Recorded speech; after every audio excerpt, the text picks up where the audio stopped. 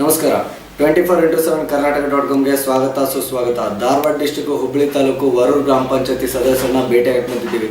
ನೋಡೋಣ ಅವ್ರು ಯಾವ ರೀತಿ ಅವರು ಒಂದು ಮಾತುಗಳನ್ನ ಹಂಚ್ಕೋತಾರೆ ಅಂತ. ಸರ್ ನಮಸ್ಕಾರ.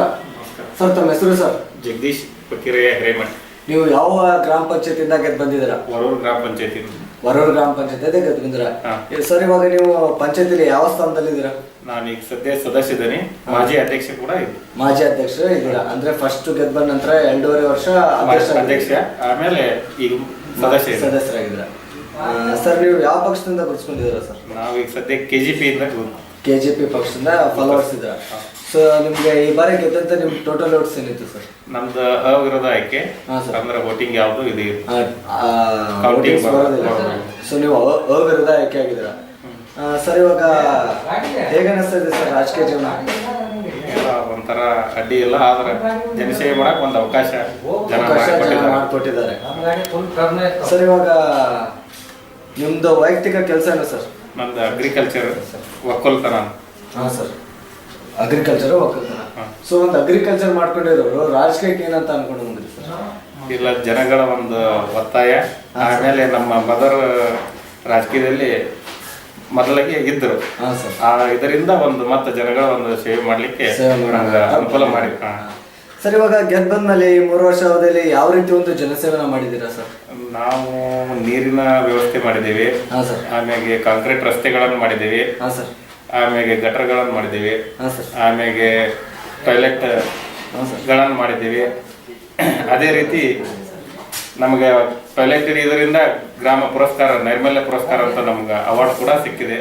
ನಾವು ಅಧ್ಯಕ್ಷ ಇದ್ದ ಕೂಡಲೇ ಅದನ್ನೆಲ್ಲ ಬಹಳ ನಾವು ಒಂದು ಅಚ್ಚುಕಟ್ಟವಾಗಿ ಊರಿನ ಜನರಿಗೆ ಅನುಕೂಲ ಮಾಡಿಕೊಡುವಂಥ ರೀತಿಯಲ್ಲಿ ಎಲ್ಲ ವ್ಯವಸ್ಥೆಗಳನ್ನು ಮಾಡಿದ್ದೀವಿ, ಬಂದಿದ್ದೀವಿ. ಅದೇ ರೀತಿಯಾಗಿ ಆಮೇಲೆ ಇದು ಇದರ ರೋಡ್ಗಳನ್ನು ಕೂಡ ಮಾಡಿದ್ದೇವೆ. ನಾವು ರೈತ ಸಂಪರ್ಕ ರಸ್ತೆಗಳನ್ನು ಕೂಡ ಮಾಡಿದ್ದೇವೆ, ನೀರಿನ ಸೌಕರ್ಯ.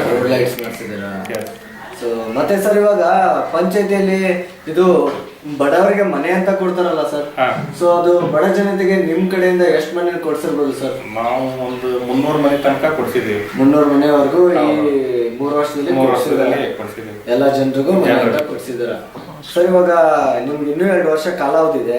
ಇನ್ನೂ 2 ವರ್ಷ ಕಾಲಾವಧಿಯಲ್ಲಿ ಇನ್ನು ಯಾವ ರೀತಿ ನಿಮ್ಮ ಊರನ್ನ ಸುಧಾರಣೆ ತರಬೇಕಂತ ಅನ್ಕೊಂಡಿದ್ದೀರಾ? ನಾವೊಂದು ಇನ್ನೂ ಬಹಳ ಕೆಲಸಗಳು ಮಾಡುವಂತ ಒಂದು ಇದನ್ನ ಇಟ್ಕೊಂಡಿದ್ದೇವೆ.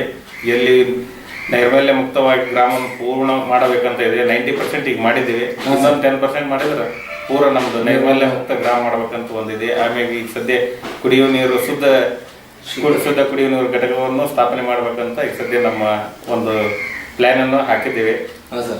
ಮತ್ತೆ ಇನ್ನೂ ಸ್ವಲ್ಪ ಗಟರಗಳು ಉಳಿದಿದ್ದಾವೆ, ಸ್ವಲ್ಪ ರೋಡ್ ಅದು, ಅವನು ಪೂರ್ಣ ಮಾಡ್ಬೇಕಂತ ನಮ್ಮ ಒಂದು ಅಭಿಲಾಷೆ ಇದೆ. ಹೆಚ್ಚಿನ ಒಂದು ಸೇವೆಯನ್ನು ಮಾಡ್ಬೇಕಂತ ಜನಗಳಿಗೆ ಒಂದು ನೀವು ಇಟ್ಕೊಂಡಿದ್ರ. ಅಂದ್ರೆ ಇನ್ನು 2 ವರ್ಷದಲ್ಲಿ ಮಾಡ್ಬೇಕು, ಎಲ್ಲ ಸುಧಾರಣೆ ತರಬೇಕಂತ ಅನ್ಕೊಂಡಿದ್ರ. ಸರ್ ಇವಾಗ ನಿಮ್ಗೆ ಎಷ್ಟು ವರ್ಷದಿಂದ ರಾಜಕೀಯ ಅನುಭವ ಇದೆ ಸರ್?